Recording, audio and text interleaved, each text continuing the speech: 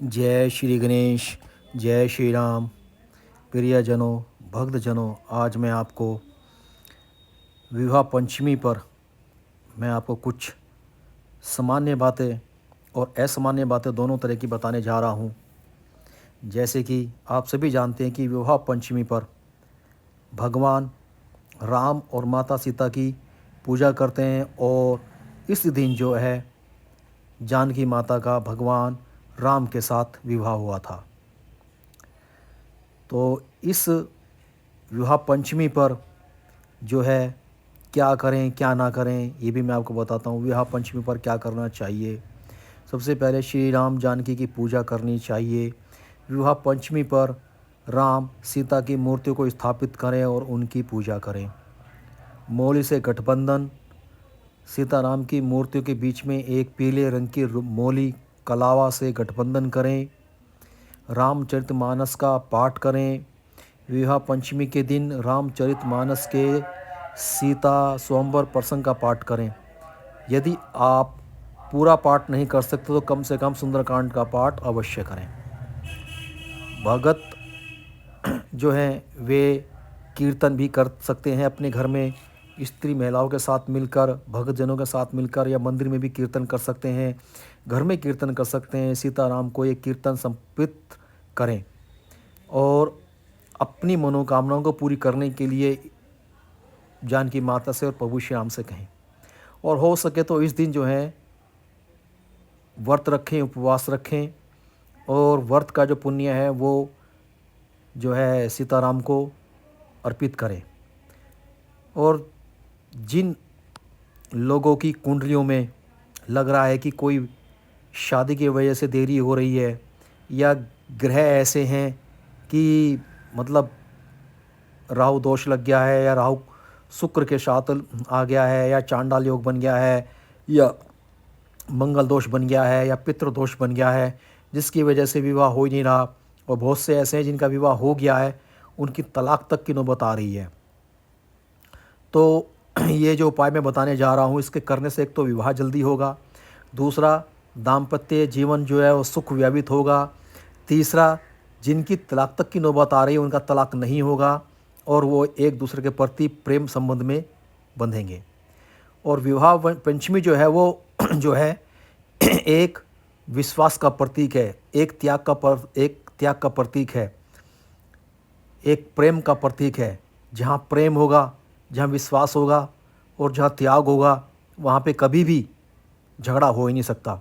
तो सबसे पहले अपने मन में ये धारणा कर लें कि मैं अपनी पत्नी या अपने पति से प्रेम करूँगा और विश्वास के साथ करूँगा और विश्वास बना के रखूँगा। प्रभु श्री राम के तरह मर्यादा पुरुषोत्तम बनने की कोशिश करूँगा और स्त्री जो है वो जानकी माता की तरह अपनी मर्यादा का पालन करेंगी। और त्याग का जो पालन होता है, त्याग का पालन यह है कि मेरे पति ने अगर किसी चीज़ को मना कर दिया तो मुझे उसका त्याग कर देना है।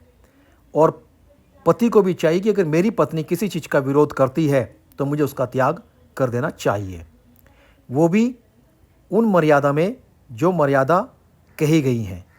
ये नहीं कि पत्नी कहे कि अपनी बहन के नहीं जाना, पत्नी कहे कि माँ की सेवा नहीं करनी, पत्नी कहे कि पिता की सेवा नहीं करनी, छोटे भाई बहन का आदर नहीं करना, वो सब कुछ नहीं। वो आपका धर्म है, वो आपको करना ही करना है।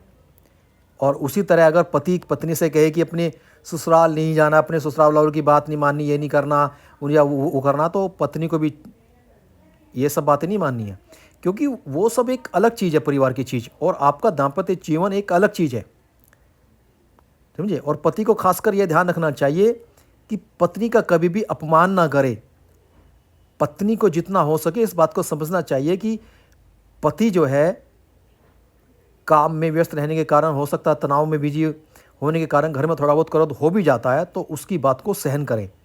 क्योंकि स्त्री जो है वो सहनशीलता की प्रतीक है, स्त्री जो है वो लज्जा की प्रतीक है। जिस स्त्री में सहनशीलता होगी, लज्जा होगी, वो स्त्री संपूर्ण रूप से अपने घर को बसाने वाली होगी। लेकिन आज का चलन कुछ और ही होता जा रहा है, क्योंकि महिलाओं को भी कोई बात बर्दाश्त नहीं है, ठीक है। तो कम से कम अपने मर्यादाओं का, नियम का जो पालन करें, जो पूर्वज हमारे करते हुए आए हैं, तो उनका पालन करें। और उन्हें को ना देखें तो साक्षात रामायण आपने देखी है, रामायण का पाठ आप करिए। सीताराम की आराधना करिए, माता गौरी पिता शंकर जय जय गौरी शंकर की आराधना करें, आपको खुद में एहसास हो जाएगा कि मैं कहाँ गलत हूँ, पति को भी और पत्नी को भी। जब आपको लगेगा कि हम माता गौरी पिता शंकर जय जय गौरी शंकर कितना पवित्र संबंध है, सीताराम का कितना पवित्र संबंध है, लक्ष्मी नारायण का कितना पवित्र संबंध है, कितना पवित्र संबंध है, कभी भी उनमें कोई ऊंच नीच कभी देखी है आपने? तो उसी तरह से अपनी मर्यादा का पालन करते हुए अपने आपको एक दूसरे को पूर्ण रूप से संपूर्ण रूप से एक दूसरे को अर्पित करें और एक दूसरे की भावनाओं का सम्मान करें, ना कि उसकी भावना का अपमान करें। ये नहीं कि अगर पत्नी कोई बड़े घर से आई है कमाने वाली तो पत्नी को नीचे दिखाए, उसके परिवार को नीचे दिखाए, ऐसी हरकत ना करे पत्नी भी। और पति भी ऐसी हरकत ना करें कि अगर पत्नी कोई गरीब घर से आ गई है कि तेरे परिवार में तो कुछ नहीं है और मैं मेरे यहाँ तो ऐश कर रही है और वो कर रही है, तो ऐसी ताने ना मारें। क्योंकि पत्नी जो है पत्नी ही नहीं होती, पत्नी लक्ष्मी का रूप है। और लक्ष्मी कौन है? सीता माता। और उसी सीता माता की शादी को विवाह पंचमी कहा जाता है। तो विवाह पंचमी पे सीताराम की आराधना करें और वो एक दूसरे की मर्यादा का सम्मान करें, प्रेम करें, एक दूसरे की भावनाओं का सम्मान करते हुए प्रेम करें और विश्वास रखें और त्याग की भावना जरूर रखें। क्या कि अगर जो पति ने मना किया, पत्नी ने मना किया, तो उनकी भावनाओं को रखते हुए उनका त्याग करें। अब मैं आपको बताता हूँ कि जिन संबंधों से तलाक रुकेगा, विवाह में देरी हो रही है तो वो बाधाएं दूर होंगी, या पति परेशान कर रहा है या पत्नी परेशान कर रही है तो वो सब कुछ समस्या खत्म हो जाएंगी। सबसे पहले जल्दी विवाह के लिए मंत्र मैं आपको बता रहा हूँ। यदि आपके विवाह में देरी हो रही है और विवाह पंचमी पर तुलसी या चंदन की माला से निम्न मंत्रों में से किसी एक का भी जप करें। सबसे पहला मंत्र है ओम श्रीम ह्रीम क्लीम श्रीम रामाय नमः। मैं दोबारा मंत्र बोल रहा हूँ, ओम श्रीम ह्रीम क्लीम श्री रामाय नमः। मैं फिर दोबारा से मंत्र बोल रहा हूँ, ओम श्रीम ह्रीम क्लीम श्री रामाय नमः। ये पहला मंत्र है। फिर दूसरा मंत्र है, बहुत आसान सा है मंत्र, ओम सीताय नमः। मैं दोबारा बोलता हूँ, ओम सीताय नमः, ओम सीताय नमः। ये दूसरा मंत्र है। अब मैं तीसरा मंत्र आपको बता रहा हूँ, ओम जानकी वल्लभाय नमः, ओम जानकी वल्लभाय नमः। अब मैं चौथा मंत्र आपको बोलने जा रहा हूँ जो कि बहुत ही आसान है वो भी, श्री सीता रामाय नमः, श्री सीता रामाय नमः। ये इतने सरल मंत्र हैं कि आप इन मंत्र को आराम से सारा दिन बोल सकते हो, जप कर सकते हो। और यही नहीं, आप कंटिन्यू अपने जीवन में इन किसी भी एक मंत्र का आप जो है पालन करें। आपके घर में कभी भी पति पत्नी के बीच झगड़ा हो ही नहीं सकता। अगर आपको मंत्र भी याद ना हो तो आप जो है सबसे सिंपल सा मंत्र है ओम सीताय नमः, ये कर सकते हैं। अगर आप ये भी ना कर पाएँ तो आपको मैं मंत्र बता रहा हूँ, आप जो है केवल सीताराम सीताराम जपें। यह मंत्रों में महामंत्र है, सीताराम सीताराम सीताराम। ये सीताराम सीताराम आप जपते रहें। सीताराम सीताराम के जपने से आपके विवाह की देरी खत्म हो जाएगी और जिन महिला और पुरुष की तलाक तक की नौबत आ रही है उनके तलाक की समस्या खत्म हो जाएगी, या किसी और अन्य कारण से पति पत्नी के बीच मन मुटाव हो गया है वो समस्या खत्म हो जाएगी, या पत्नी ने किसी पत्नी को छोड़ रखा है, पति को छोड़ रखा है, या पति ने पत्नी को छोड़ रखा है तो उनका मिलन हो जाएगा।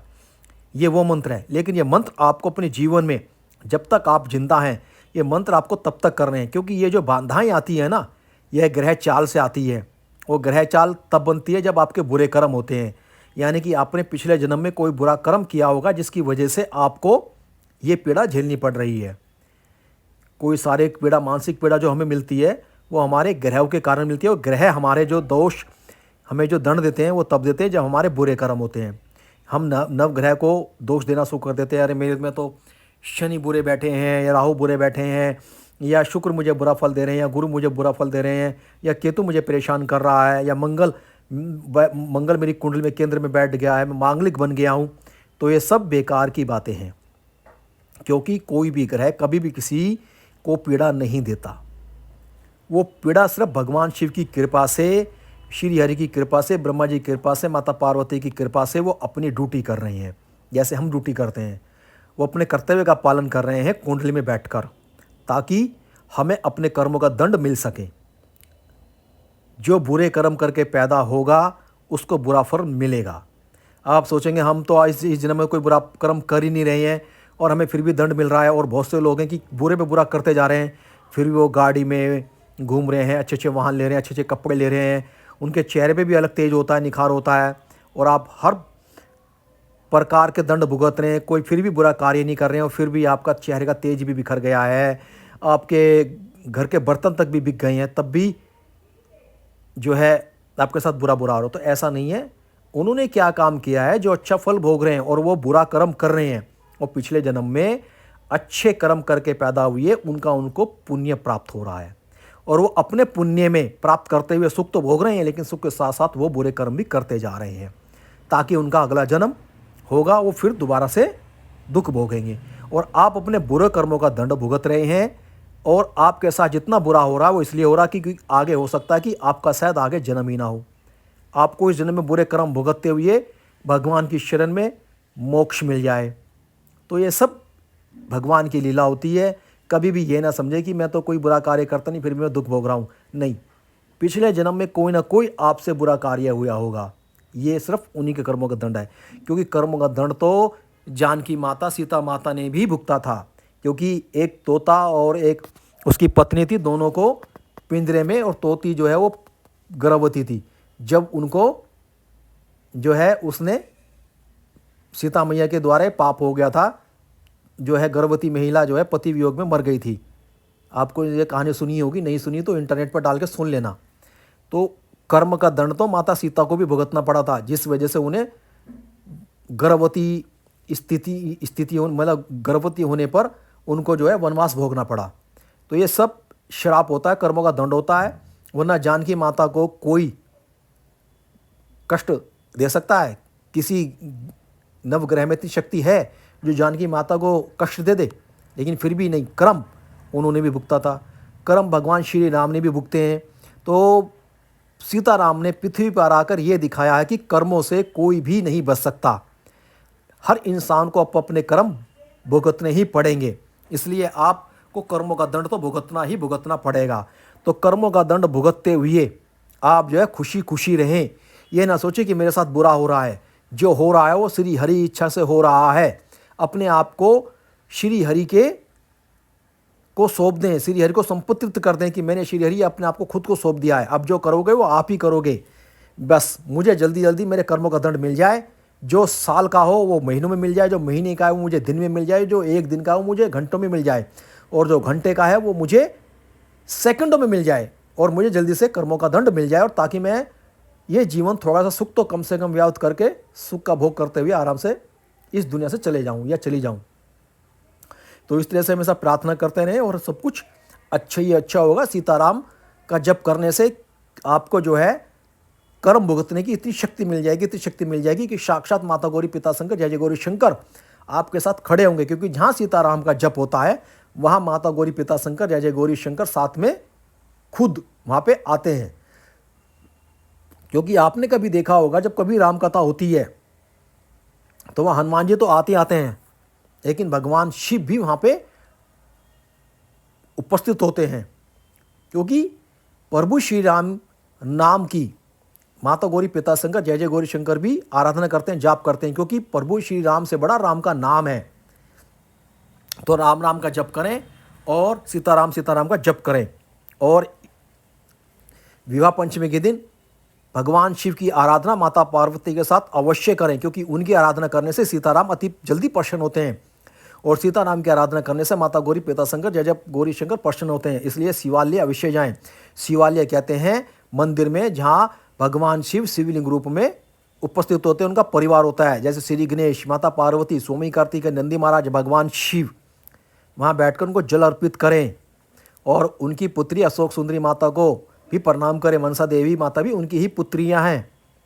तो आप जो है उनको प्रणाम करें और मन से प्रणाम करें, और वहीं बैठकर सीताराम सीताराम का जप करें।